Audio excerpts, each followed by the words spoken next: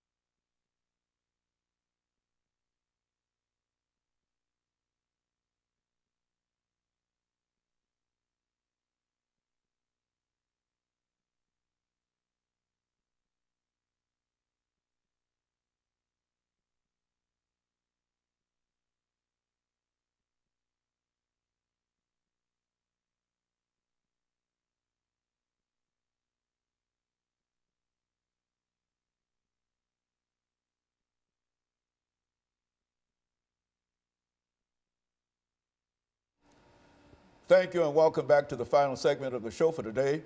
We're talking to Pastor KWalker, Miss Erica Lanier, and Mr. Preston Stewart. And Mr. Stewart, let us continue our conversation with you by having you to give us some information in reference to the issue of discipline in the school setting, because I think that many of us recognize that there's quite a problem in terms of discipline in the system. And so let's talk about it from that perspective. That's another area in which I'm very passionate about, is the fact that students are presenting certain types of behavior that they have to be disciplined and they have to be suspended from school. They put in school suspension. My concept is, and my theory is, that the average child who has been suspended from school or punished in any kind of way will have the attitude that I did the crime, I did the time, but your punishment didn't change my mind. So in some way, the school system has to convince that child that he is tomorrow's America and that the discipline problems he presents in school is standing in his way of his economics in terms of him being able to support himself in a way that's fruitful for him. All the children have a dream, and I think the first step is that each child in school should be helped and convinced in what his goal is. He should decide whether he's going to be a doctor, a lawyer, a nurse, even a mechanic, and have a goal in school. And when he acts up in school, let him know he's threatening the economics of his survival to the standpoint that, and once you convince a child of that he's, and show him that it's his profit, it profits him to behave a certain way in school to his advantage, to have a certain attitude. And let him know that his attitude determines his altitude. And that you do certain things in the school that's uplifting, that's motivating, and inspiring. Mr. Lanier, when you think about the metropolitan school system and you think in terms of being a female, let's look at it from a female's perspective. What are some of the issues in the system within the framework of what we're talking about today? What are some of the issues in the system that young females are concerned about or should be concerned about? How does that work? I think a big factor, and especially since the Metropolitan Nashville Public School Board, as recently as this year, has updated policies on zero tolerance. And with the recent announcement that they're going to open up Twitter and these other elements, no one is looking at social media and how detrimental it is to all of our youth, but especially our young ladies. Bullying is totally different than when we were in school and they pulled our pigtails or, or pushed us or maybe tripped us.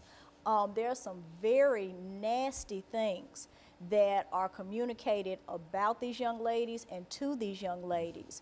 And sadly, you know, we're hearing, you know, more, you know, attempts of suicide, and also, young ladies are not realizing that things that they may do at social media today, just as if you robbed a bank, will follow you in essence in the future.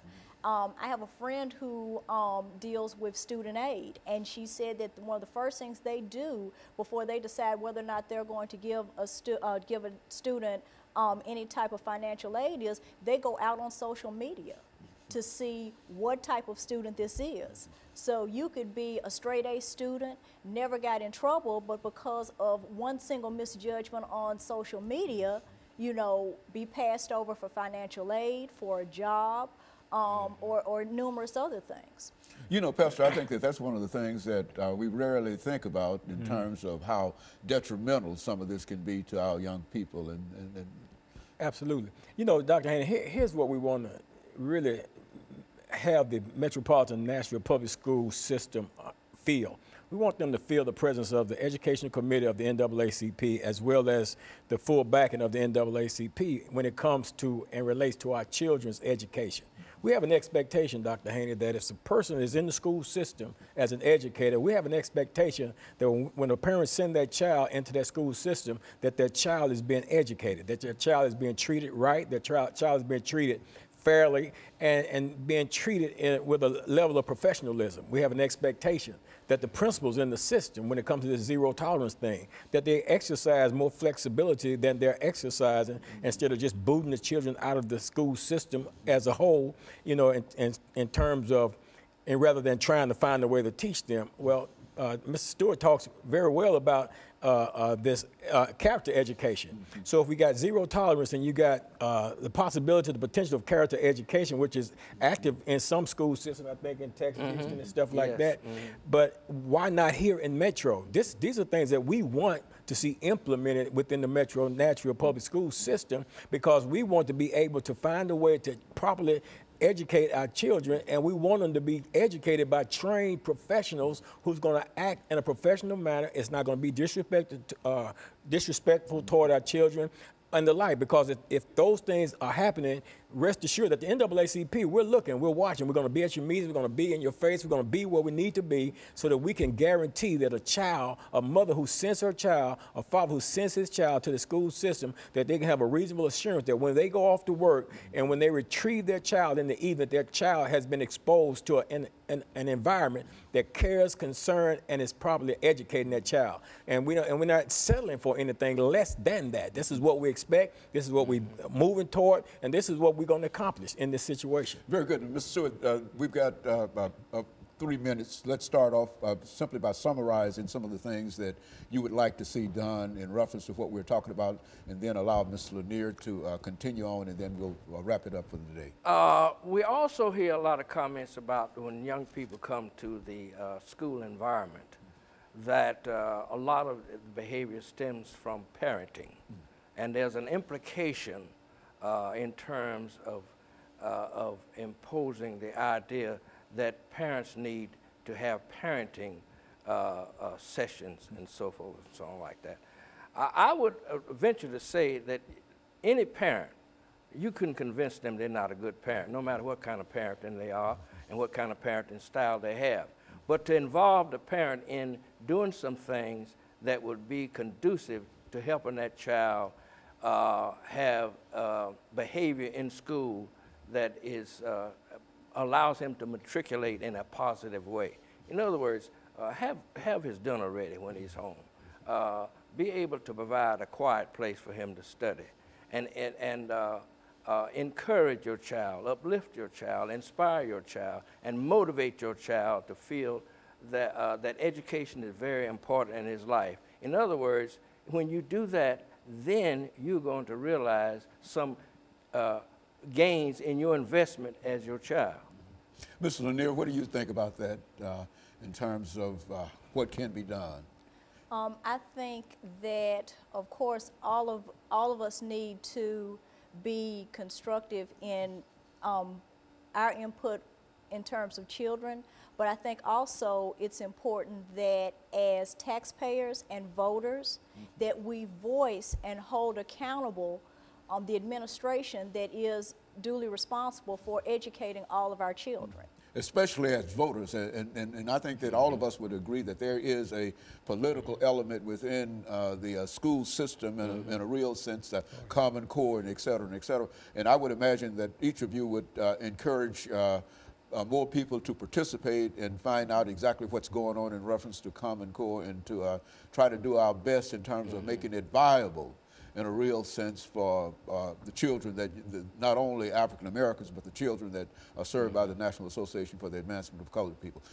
10 seconds, over the last 10 seconds, we've got 10 seconds. Mr. Stewart, give us a statement in 10 seconds. Ms. Lanier will also do the same thing. He will do the same, and I'm going to wrap it up for today. We've got to convince our young people that they are tomorrow's America, and that they must be serious about their education, and that they must try to make their endeavors to do the best they can to the highest of their ability. Ms. Lanier?